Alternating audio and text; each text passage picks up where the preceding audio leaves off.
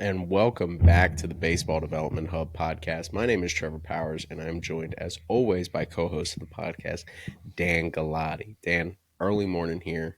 We've had a long week. We're trying to cram this in before we get busy again for our listeners on this fine Monday. So, why don't you tell the listeners a little bit about what we got going on this past week and why we're excited to hop back on here and talk about it? Yeah, it's like the it's the busy time of year, I guess. We got our personal, holiday season. We're Mm-hmm. starting. I feel like this week is the start of the holidays. Kind of everyone starts to check out from work and starts to have plans, and we're just as busy as always, trying to fit that stuff in along with what we've been up to. But got to head out to Little Rock on Tuesday night.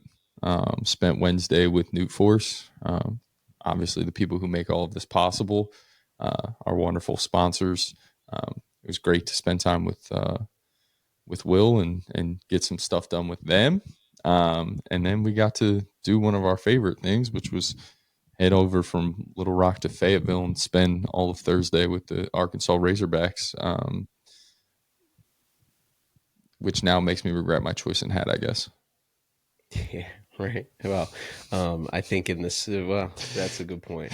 That's a good point. I was going to say something about Arkansas's football program, but then I realized those are two high-level baseball programs that are competing against each other. But yeah, it was a really awesome. Obviously, for those that have been following since day one, or even if you've come along the way of our journey, you'd know this is our second trip to Arkansas facility tour, and obviously our interview with pitching coach Matt Hobbs the first time.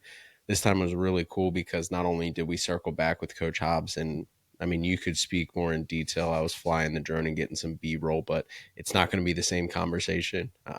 For those that don't have the opportunity to get to listen to Coach Hobbs talk, I swear we could interview him weekly and it'd be informative after listening back to some of the audio. And then got to spend some time with hitting coach and recruiting coordinator Nate Thompson. And then obviously Hunter Bell, their director of strength and conditioning. So being able to get back to Fayetteville and be able to pick those guys' brains, spend some time with them, feeling like we're a little bit more comfortable this time to ask a little bit deeper questions when we go into these things, and just walked away. I mean, the rankings, where these teams end up at the end of the year, the Omaha appearances, the success every year. Obviously, that is obvious, right? Anybody could say that, oh, that's a good program. Yeah, but like seeing the details of the behind the scenes, at least a little bit, right? What goes through these guys' brains, how they utilize that into player development is really fascinating, really cool. I don't want to say they're one of one because there's a lot of programs out there that probably share some of the same beliefs and the same tech and how to utilize it.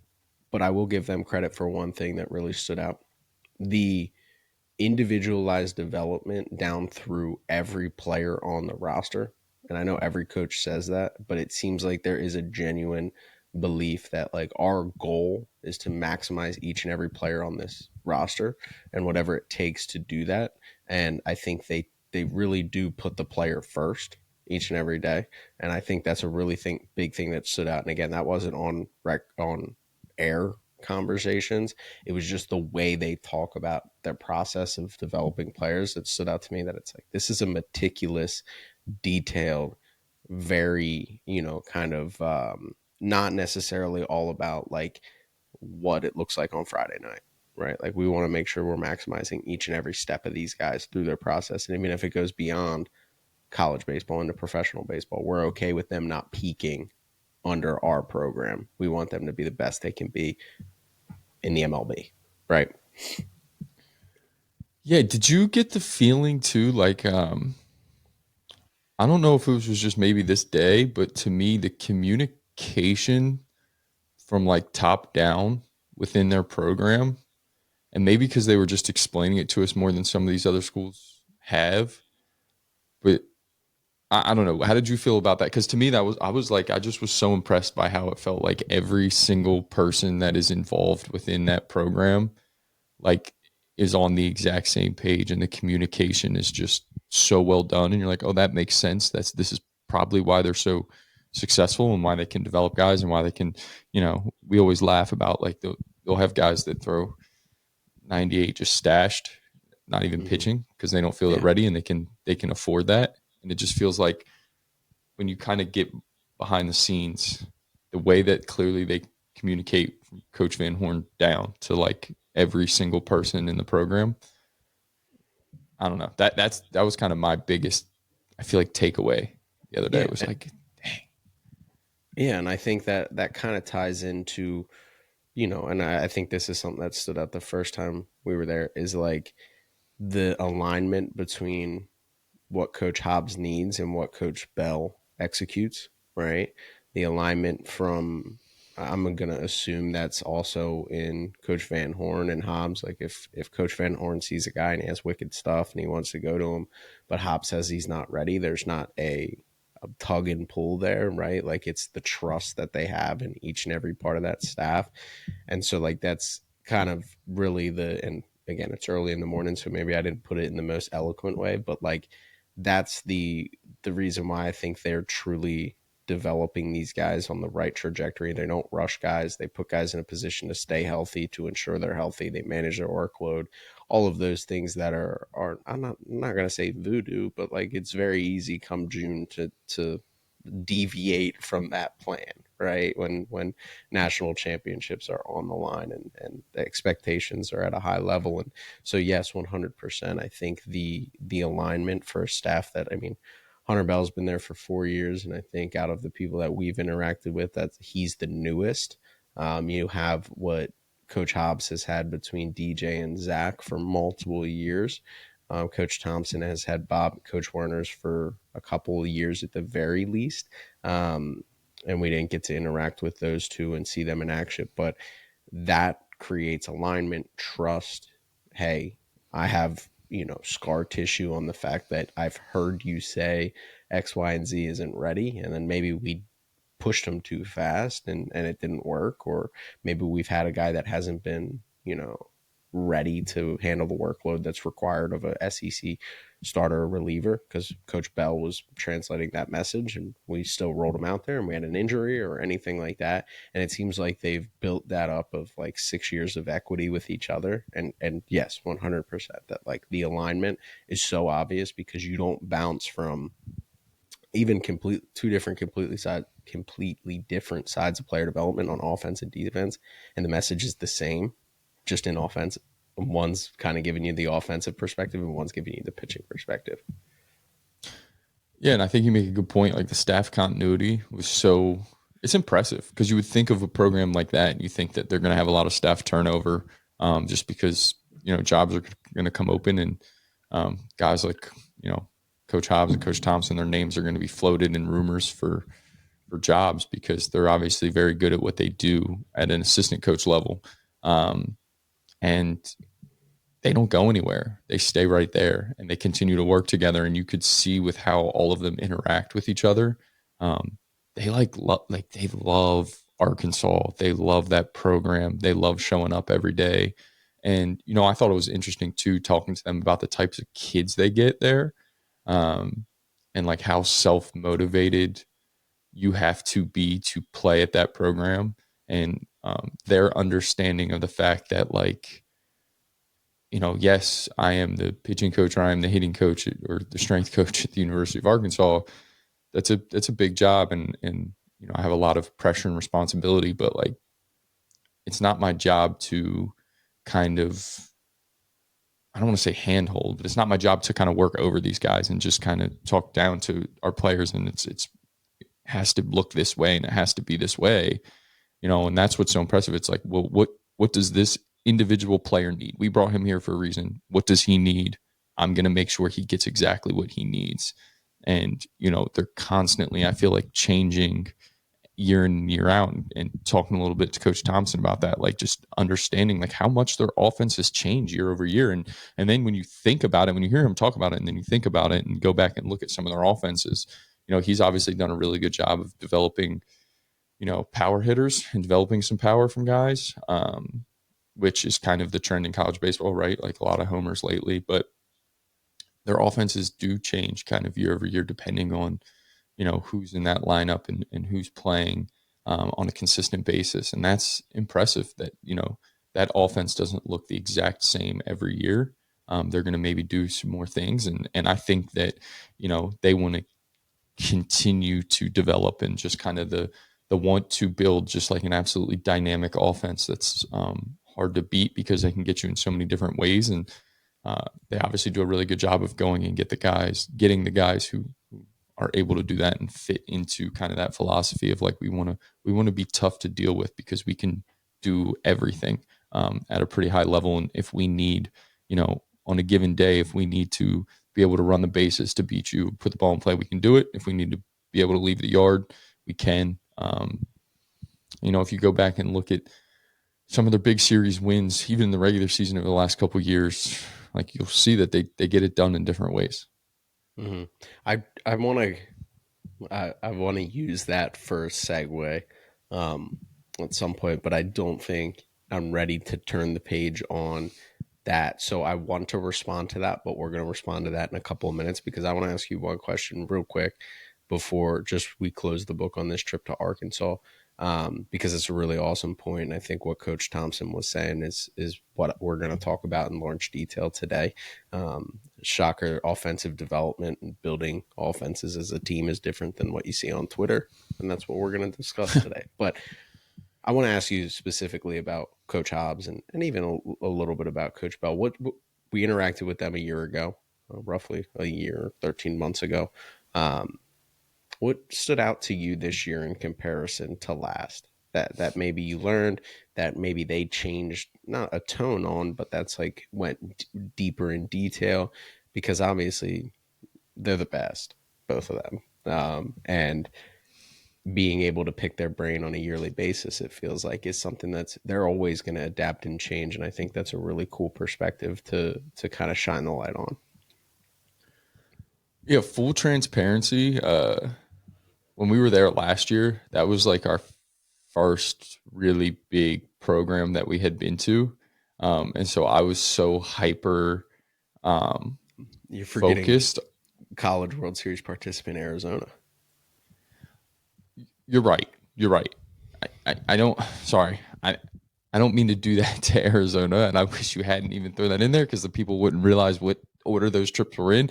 It felt different when we went to Arkansas just because when we went out to Arizona, um, the comfort level with like John and some of those guys and the time of year we were there, it just felt a little different in what we were doing. And when we rolled up to Arkansas, it just felt a little different. I was very hyper focused on things going smoothly and you know, not making sure that everything we did that day went well. So this time going in there, now that we've had a bunch of reps and we've been to a bunch of places and also the comfort of having met these people before, so we weren't strangers walking into the facility, um, and obviously the response was they made that us feel that welcome the other day, which was I appreciate and was awesome. So it was kind of a different. I was definitely in a different mindset. But I mean, when you talk to Coach Hobbs, I said this to you yesterday. What's so impressive to me about him is everything seems to be the most important thing when it comes to pitching development. And like that seems so simplistic and so obvious. And I'm sure there's a lot of people who kind of go out of their way to, they want to be that way as well. They go about their work and everything is important, but it is so hard to actually operate that way, to understand if all of these things matter, if everything we do matters, figuring out what's most important that day to work on, figuring out, okay, if this matters and this matters, but we can only focus on one of these things this day, to be able to kind of sift through that and understand this is what we have to attack today. And then, which was a big takeaway last year, but again, this year, just talking to him is like how simple he can make it seem. When, if you know anything about pitching and you hear him talk, he's talking about complex ideas and things that aren't easy to do. Like it's so much easier said than done with all these things. And I think he even said that a couple of times during our conversation the other day. He was like, obviously easier said than done. But he seems to make it so simple. And, you kind of understand why guys can get so good working under him because he makes it so digestible. And I feel like he does such a good job of making what you need to get accomplished in that day done, because he's like, this is it, this is what we need to do, this is what you particularly need to focus on, this is what this guy needs to focus on. And his understanding of like not trying to put people into a box, because he's had so much experience, and I think because he's worked with so many different guys and that do different things well, he understands that there isn't like even, everybody says they don't want to be cookie cutter, and I'm not saying turning, and that to me in my mind means turning everyone into the same thing. Like he'll even see guys who have similar traits or characteristics to guys he's worked with in the past, and he won't put them in the same box as those guys. He will figure out truly what works best for that person, and that goes back to their staff communication and continuity, and ties into Hunter Bell, where like they figure out truly what that guy needs as a staff completely for that individual to make them the best pitcher that they possibly could be. And like as you mentioned earlier, not just for the University of Arkansas, but then as they go into, the professional side, which they get a lot of those guys into professional baseball. Yeah, I think being a master translator of information, you're right. Like it's, and again, I'm not going to sit here and say that we're know nothings in the space we're in, right? So like when he talks about Newt force and grounds force and Z and X and Y and all those things and biomech, like we've now been acclimated enough to enough of these programs where we understand at least the definitions of those things. But he even explains it in a way that is like, like you always joke about this with when it comes to Coach Hobbs, like he could bump into somebody in the street and they could ask him define pitching and development, and it would be complex issues explained in an eloquent enough way for a random person to understand just unbelievable amounts of information, right? Like it's so true. And the coolest part about our conversation is it does come out in the video because you listen to him talking. It's like, I mean, you circle back and go, man, that's good, and then keeps going. It's like, man, that's even better. And then it keeps going. You're like, man, that's really, really good. And you're right, right? Like he doesn't try to overcomplicate the information like so many people in, the baseball development side of things try to overcomplicate these things. It almost sounds smarter than they are. He almost is so smart and he tries to sound not as smart because he knows who he's talking to and who he's trying to explain these things to, and he comes off as a billion times smarter because you're like, you just explained a really complex thing in a really, easy to digest nature. And that's cool for us to experience. What's even cooler is that works for 18 to 22-year olds. Like, and the reason is because my favorite part about looking at Arkansas's pitching each and every year is not only do they always have like 7 to 10 guys that are just unbelievably effective, right? Like that's obvious. And that is a talent thing. But I also think when you're a revolving door, there is a value in it that there's one consistent voice in that room, and obviously that's him. And they have It's it, three. yes, and 3 that are unbelievable too. By the way, like DJ and Zach do a great job, and super smart and super awesome in their collaboration. And Hobbs would admit that as well. Like this is not just him. This is not just his operation. It was one of the first things he said to us was like early. It's like I couldn't do this all on my own, right? And that's a credit to them. Is the different ways that they do it, right? Like so many people thought when Zach Root came over from ECU that he was going to look a lot more like Hagen, and it's like Root was 91 to 93.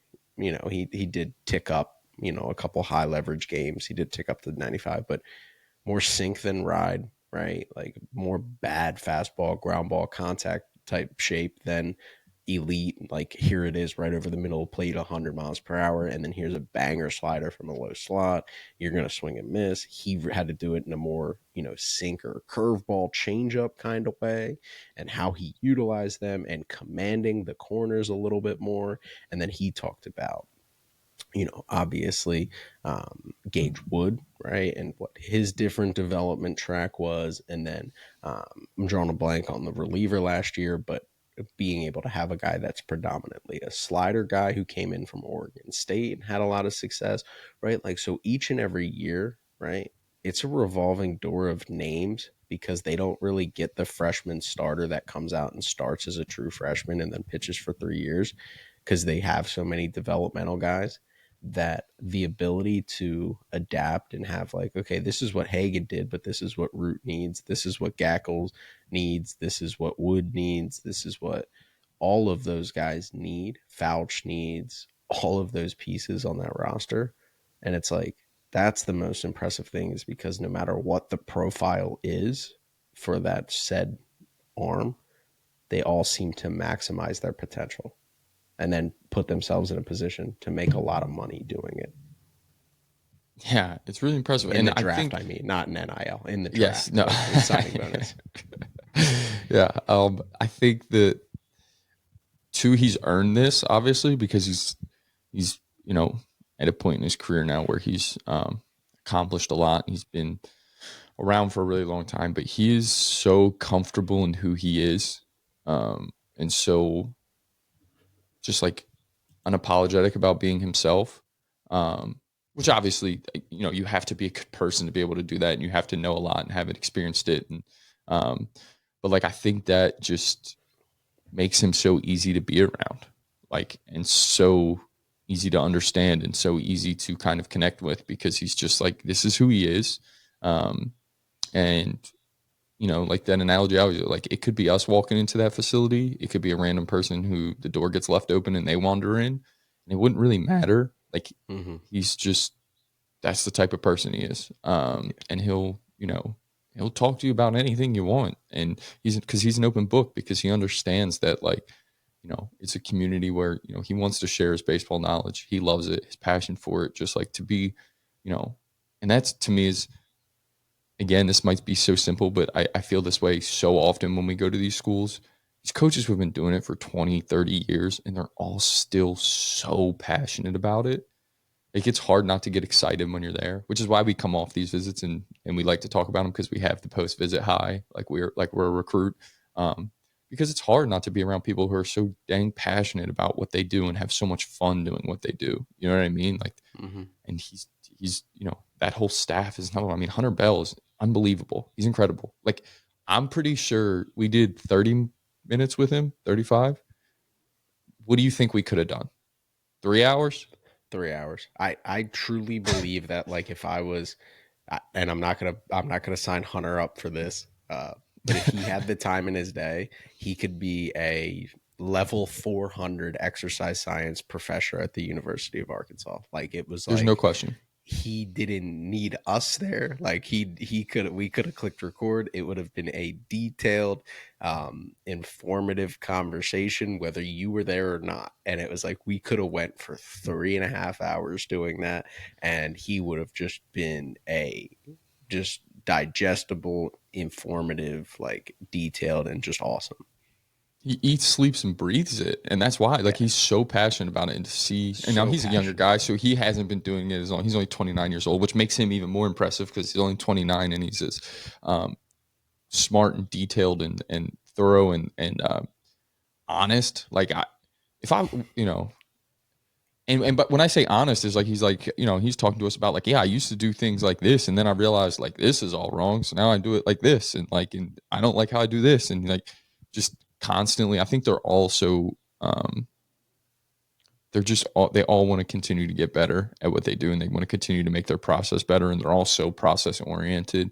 Um, and then you just like add that into the talent that they're able to acquire with the facilities that they have, and you're like, oh yeah, this is why like they're a top 5 program in the country year in and year out.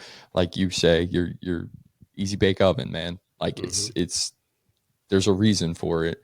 And when you get to be around them, you can see it when it's like, oh, the talent you're able to acquire, the coaching staff you have, the resources you have with the facilities, and like you said, we didn't ask this question, but I wonder how many times. So like, we need a new hack attack, and the university says no. It's not very often. Would be my guess. No. Um, and like that's there you go. It's like 1 + 1 + 1 equals success.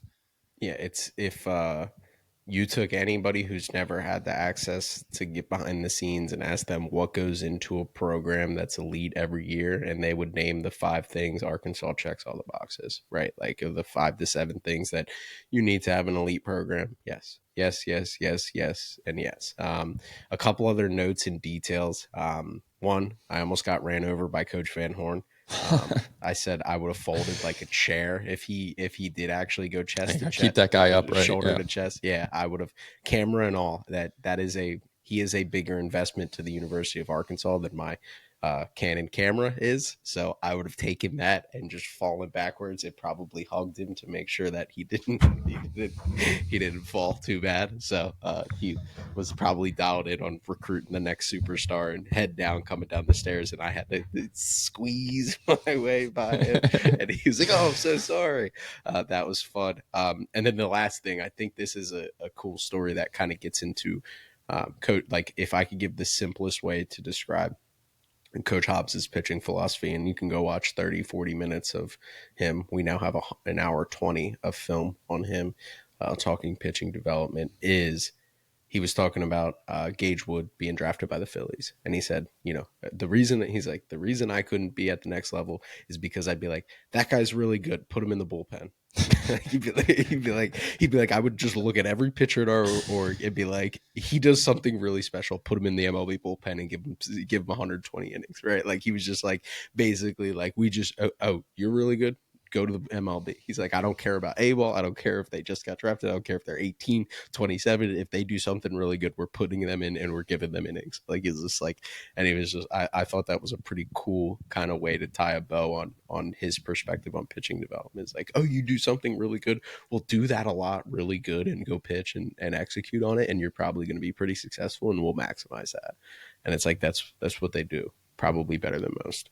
And I think that's really cool. So back to, And I mean, unless you want to make a point yeah, on just that. real quick, and like when you get to like that sounds so simple. Like we could all do that when you say it like that. If for people who don't know him would be like, well, I can say that too. And it's like, yeah, but Mm-hmm. then when you get to know him, you know that he has like a really good reasoning and proof behind it, and he has the understanding of what makes something really special and Yes. you know good enough to be at those levels. Like he Yeah. understands like, oh, this one trait is why I am saying this. And when you get to know him, he's explored every avenue to get that trait out of this person. And that's what makes it so crazy Mm-hmm. impressive when he says stuff like that. Yeah. That statement came with a detailed answer about why Gage Wood has the best fastball in the country because his vertical approach angle is X, Y, and Z, and he's able to ride it at the top of the zone, which makes it the best pitch in the country. And then he also pairs that with a slider that's a 70 grade. It's impossible to hit because it pairs with the fastball. Like, and it's like then he keeps going, and you're like, oh, that's really freaking unbelievable, right? He's like, so basically, he's like, if I was the Phillies, he would have been pitching in the MLB for me right away, like no doubt. So it was really cool. So back to your point that you made about Coach Thompson, that was really good, and the multiplicity of their offense and the adaptability, and specifically his, right. He mentioned a couple times when I was getting B-roll, I had heard it because I had the headphones on, and he was talking to you that he felt like he was really good at adding power to guys. You look at guys like Charles Davlin, guys like Cam Koziel, all these younger guys that have kind of come into the program, and maybe they weren't power guys, but they did take a step forward in the power department. Obviously, guys like Wahiwa Aloy and people like that, like those guys are kind of more bat speed focused and things like that kind of lead to power early on. But he was kind of mentioning that and the ability to be multiple and be adaptable as a hitting coach. And that kind of brings me to what we're going to talk about in short detail today because we don't want to get too long winded.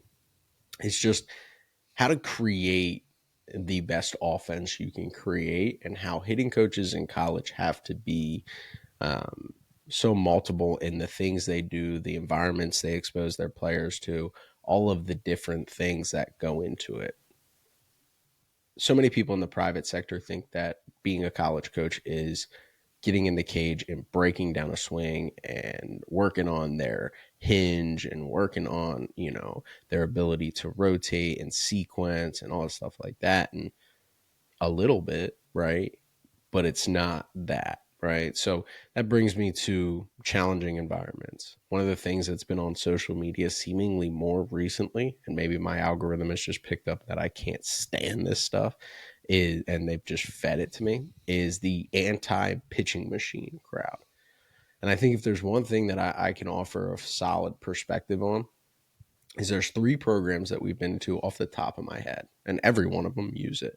But let's just say three programs, four programs off the top of my head that are competing at a high level and have national championship expectations and develop offenses better than most, right? And that's just off the top of my head. Arizona, Dallas Baptist, Virginia Tech, and now Arkansas.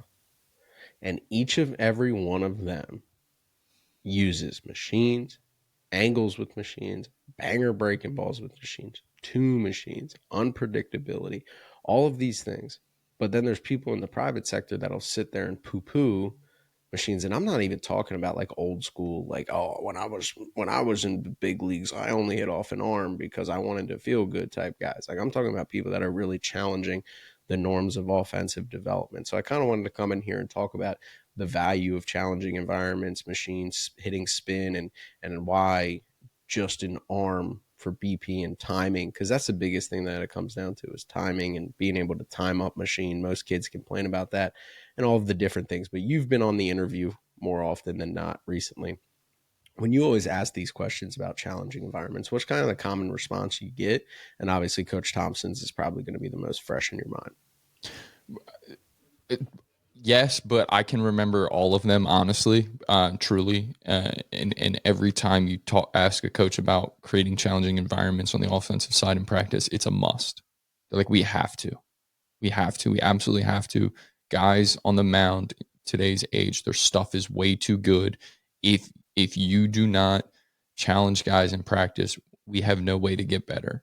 We have absolutely no way to get better, because you have to prepare them for games, and it's one of those things. It'd be like if you only did walkthroughs in football. It's like, well, if you only did walkthroughs in football, when you got out there and the first snap came and a linebacker's trying to take off your head and they're moving at full speed and your only prep is you can't just flip the switch and then play and run those concepts at full speed, right? It's the same thing with baseball on the offensive side. Like if you're only seeing BP off an arm or in comfortable environments where you're constantly, able to get, the way they kind of always describe it is like, yeah, when we do a BP, like you sit there and you're 7 out of 10, if you're barreling 7 out of 10, like that's what you should be doing. Front toss even higher. But if you're off an arm, it's like 7 out of 10. That's what he's like. But when we create environments, we want you to be closer to like if you 4 out of 10, you're on time, making good contact in some of the positions we're going to put you in, then that's a really good day. And even just that mental side of things, like taking the mechanical side of it out of it, just the mental side of teaching guys that like 4 out of 10 in environments like that is going to be really good because that makes you a 400 hitter, let's say in college, or let's say if you barrel 4 out of every 10 at bats or balls you put in play, let's say you get a hit 3 times, right? One time it goes at somebody, you're a 300 hitter. You're good. You're going to be effective for us. You're going to be a guy we can play every day. So you have to. I also think that one of the refrains for them is like it helps them understand who they can put in their lineup and who deserves time to play because you know guys start to look the same when they're only off an arm and Especially at that level. especially at that level. The last thing I do want to say, and Coach Thompson says, is like, don't get me wrong, we absolutely do feel good. There are times when my guys need to feel good. And Coach Chiefner said that too. It's like, yeah, there are times where like we need to, for your confidence reasons, for whatever reasons, there are days where we have to, but you have to, like every single one, their refrain has been like, we have to put them in challenging environments or else they're never, we're going to get eaten alive when it comes game time. It's fascinating because you use that example of walkthroughs in football and comparing it to baseball. And anybody who might not know baseball like might be like, "Oh, that's an exaggeration." It's not though. Like that would be so insane in football to only do walkthroughs or only do 50% speed or 40% speed's probably more realistic of what we see off an arm, and then just expect these guys to just roll it out and turn it on right? Like we are the only sport that sits there and wants to push back on like, hey, why don't we get game speed reps on Tuesday afternoon? Right? Like, and then we just, again, even pregame, it's like, sure, I want my guys to be confident, but when we're in the SEC and we have to replicate 98 to 100, let's talk about the pitchers that have pitched on Friday nights the last few years in the SEC. And it's like, hey, bud, Charles Davlin, you're leading off the game. Good thing you saw 40 miles per hour right down the gullet for 50 minutes before the game. Because here's Paul Skeens at 102. Like, into a isn't that can. insane, right? Like, that would be like expecting, Gunnar Stockton to be able to handle a pass rush moving at molasses speed. And then one of those freaking edge rushers, Colin Simmons, comes off the edge and blows his head off the first play. And it's like, well, that happened a lot faster than I thought. Yeah, no crap. Like that got on me a lot quicker than I thought it would. Yeah, really. Really, because we didn't train at the speed that's necessary to succeed, right? And again, like my favorite question to ask, because I'm shocked that this is even coming up, right? Like I'm shocked. Like, and I get it.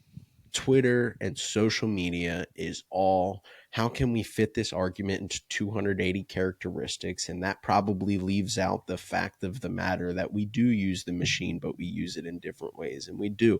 But to make definitive statements like guys leave our facility, then get worse when they hit off the machine and go back into pro ball in college is dumb. It's stupid. It's wrong.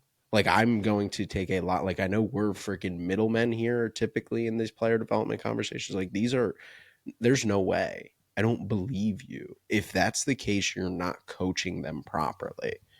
Like no offense to you, you're not getting those guys better. They're not leaving your facility better if they're not prepared to be uncomfortable and succeed, and to be on time for a 98-mile-per-hour fastball, and to be on time for a major league level breaking ball or a Division One Friday night level breaking ball, right?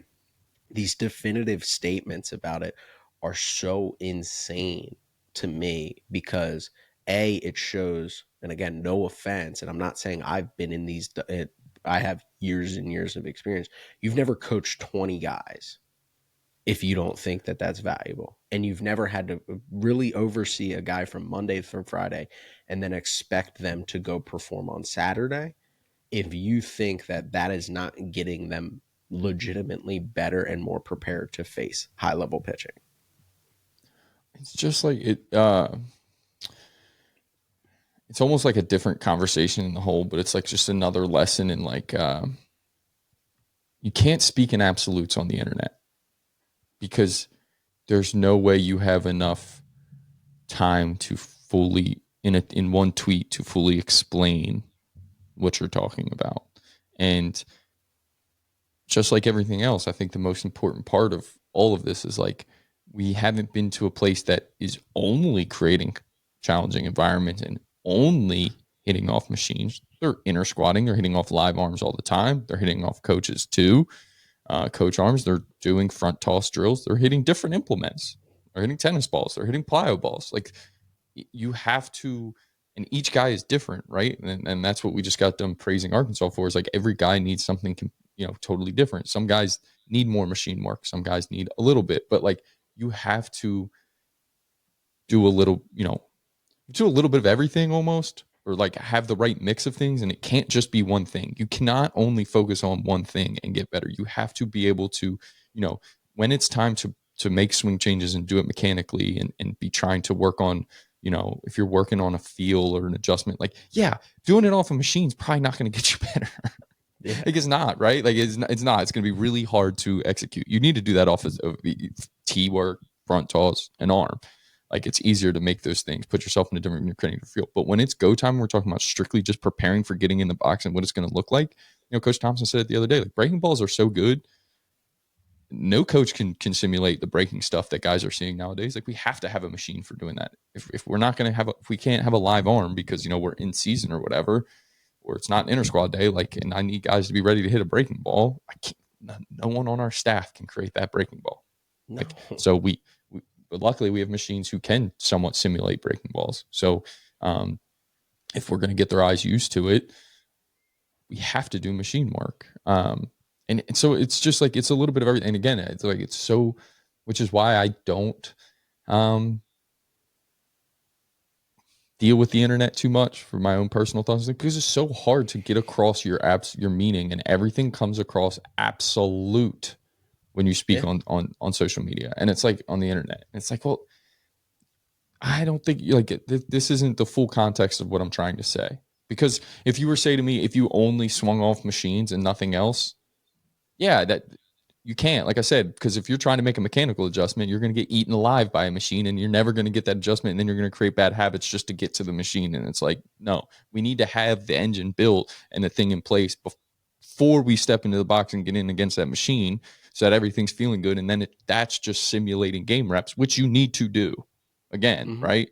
It's like there are parts of football practice that aren't full speed, right? There are walkthroughs; those happen. It's not every day. Just like we're not Yeah. full speed and thudding every day, we're also not walking through every day in football. Mm-hmm. Same thing in baseball. We can't be full speed every day, but we can't just, hit front toss every day. You're never gonna have it. You'll never have a prayer if anyone's throwing harder than 68 miles an hour, which I'm pretty sure like they start nowadays. They're throwing harder than 68 as soon as you get to like age 13. Mm-hmm.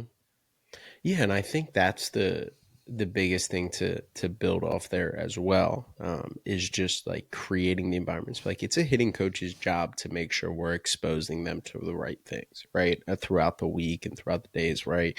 And again, we can talk about this is why you can't do this in a tweet, right? We could talk about programming, right? Like I'll just use my experience for example. It's like we used to do the day before a game, everything was feel good, right? Because you break them down, you build them back up, you ask them midweek to execute. We would chart everything from an execution standpoint. We'd do feel good, but not mindless feel good. It'd still be execution. Like even if it's like poolside bomb would be their drill, right? 4 swings of poolside bomb, 4 swings of hit and run, right? Like go out and you're still expected, like the speed's lower, or we're doing it off an arm, but you're still expected to execute. Like with our guys, you always had to voice what your round was going to be. Are we hitting spin? Are we asking for spin? Are we asking for, oppo? What are you doing so that I know what your approach is? And then you're able to then execute, and we're able to kind of have a conversation of what went wrong, or did you do what you were expected to do, right? That's the job of the hitting coach, right? And so many in the private sector don't understand what goes in. Again, we've heard it before, glorified gym teachers is what college coaches can be called. And again, that's ignorant to kind of even hint at with after talking to a lot of these guys, of understanding the hoops that they have to jump through to make sure that their guys, each and every one of them, is developed as an offense and taken care of. But just like the ability to create the environment that's actually going to make guys better, it's just insane, right? The ability to put 2 machines, right? Going back to my experience, we used to put 2 machines and then be like, hey, run it on third, less than 2 outs, you get 4 swings, right? And sure, great. Oh, good job. You grounded out to short. Good job. Execute. Like, no, like freaking, oh, you swung and missed, right? Because that was always my favorite question. Like when for guys and players nowadays are bought into the machine. It's more of the coaching side that's not bought into the machines. Like when there was the first initial transition to start using machine, there was a lot of tug and pull between player and athlete. Oh, I want to feel the barrel. I want to feel good. Yada yada yada. But the reality is then we've all gotten accustomed to it. Everybody uses it. High school programs use it. So guys are more acclimated to it when they get to college and beyond. But my question used to always be to our guys or anybody whose questions is like, how much do you swing and miss in a game? And get 3, 4 at bats, maybe take 5 swings, at least one, maybe 2. How much do you swing and miss in practice? Like to me, if you're really going to get better, that needs to be a 1-to-1, right? At least once a week, you need to expose yourself to the same swing and miss percentage as you saw as you execute in game, right? And I'm not like that. That's my point. Is it's okay to swing and miss in game, but for some reason in the sport of baseball, it's not okay to swing and miss in practice. We're the only sport that encourages 100% success rate in a sport that only has 30% success rate in game, right? Like there is a huge disconnect. And if we could shrink that gap a little bit, then I think we're getting better. And what you see is guys get better. The biggest and the last thing I'll say on the complaints about the machine is so many people say it messes up timing. The one thing that I will stand on my soapbox and die on a hill, good hitters can struggle off the machine, but I've never once seen a good hitter that has struggled off the machine that it didn't expose some form of a swing flaw, right? It is the ultimate ego killer, right? Like it will show every swing flaw. If you can't time up a machine, you probably are moving forward too fast.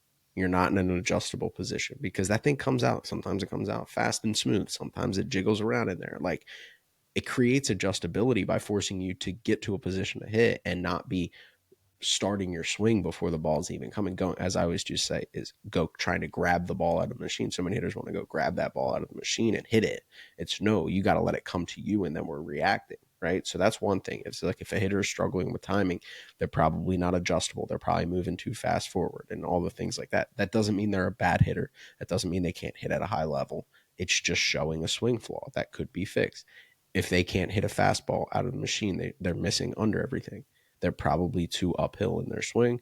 They're probably not, able to get on plane. They're not able to hit line drive. Like all of those things are distinct flaws that can be exposed by machines. So everybody I've ever known that has struggled off a machine doesn't necessarily always mean they'll struggle in game. A lot of times it does, but the reality is like the second I see a kid off the machine, I'm like, there's three more things that I just picked up on that can be fixed and we can continue to work on and develop that we wouldn't have known had we just hit feel good BP that you're able to sync up in time, right? And people, because that's a dance and everybody can sync that up and time it.